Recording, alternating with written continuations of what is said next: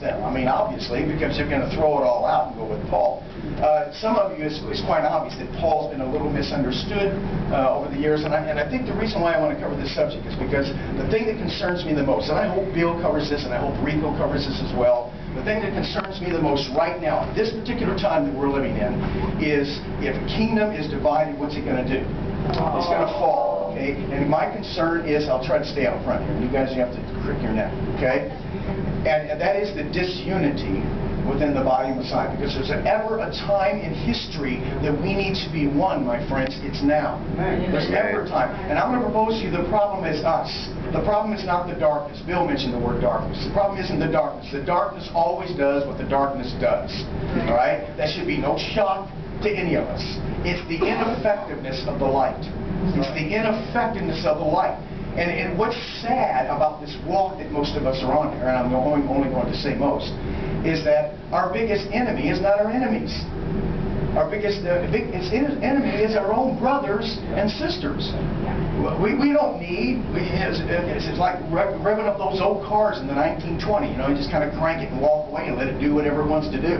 The enemy doesn't have to mess with us. We do a great job of tearing ourselves to pieces all by ourselves. We don't need him to influence us in any way. And so we're constantly in the business of dividing. And who do you think's behind that? I know this is, you know, obvious. I mean, obviously the bad guy. Right? Because no matter what you call him, I don't care what you call him, devil or Satan or dragon or whatever, he's the bad guy. And so I ask you, do you think the bad guy knows this?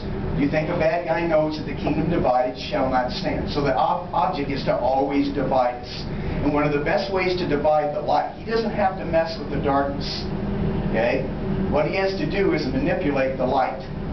Okay? And so the way he does that is constantly use anything he can to divide. So let me ask you a question.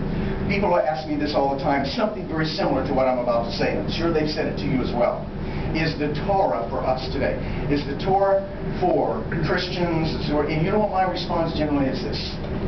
I don't know. Is breathing for us today? Is drinking water and eating food, is that for this generation too?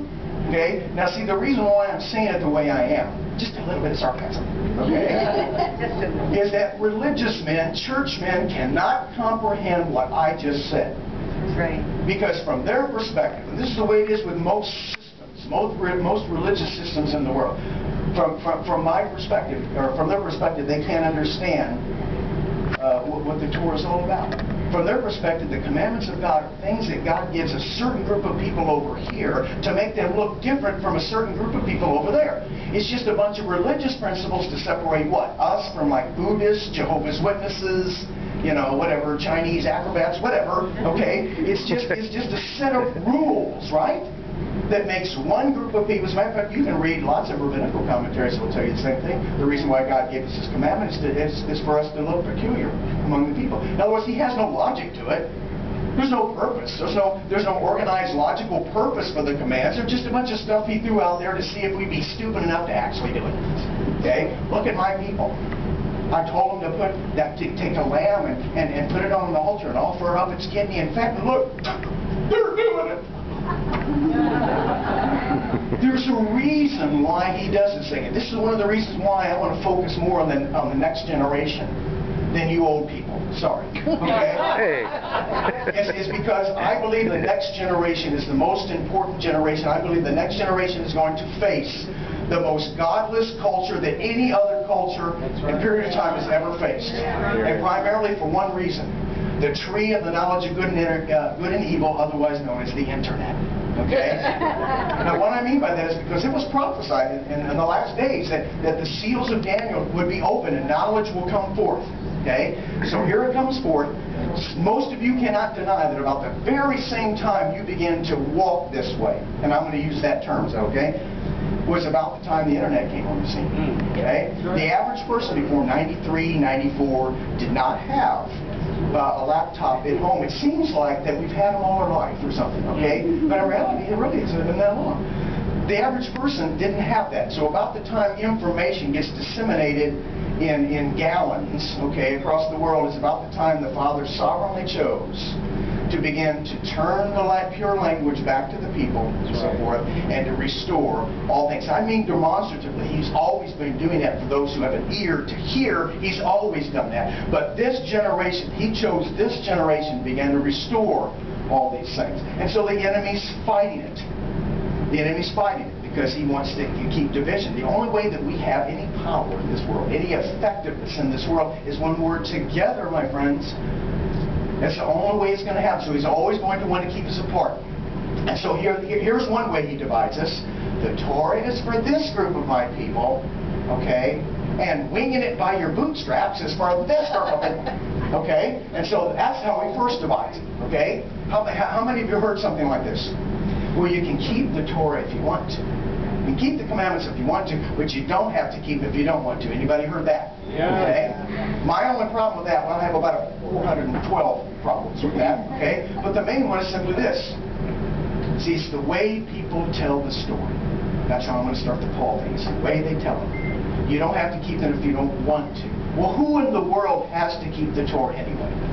Name one single character in the Bible that has to keep the Torah. See, they already start you out with a straw man right off the bat, because one of the first purposes of my ministry with the young people is not going to just be science and biology and chemistry and astronomy, which I'm trying to weave into the scriptures and show them that God knew all that stuff, okay?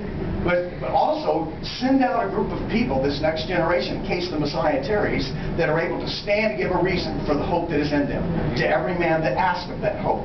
Because most of us adults can't even answer the simplest questions. You know, we go to all the big conferences and we learn all the fuzzies and so forth, and the seminars, and we go, stuff like that, okay? And then we come home and our neighbor goes, can you even prove there is a God? The neighbor asks the simplest little questions, and we stand there vapor-locked, okay?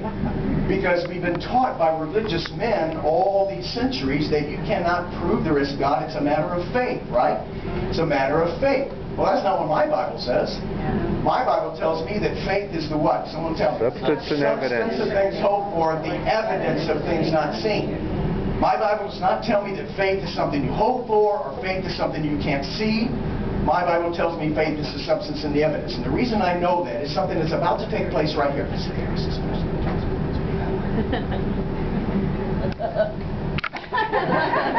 That is a prime example of faith. She just exercised what I was just about to say, because I watched every one of you come into this room. And everybody did exactly the same thing. Just like she hasn't realized she's embarrassed yet. Don't catch up with her later. Sat in the chair. We're all watching you as you came down the aisle. I'm not sure if you realize that. Okay. She exercised faith. She sat down in the chair. Yep. She just plopped right down in it. Not a single one of you picked up the chair and looked to see the screws and the nuts and bolts are all in place and all the glue was there. Not a one of you did that. Why?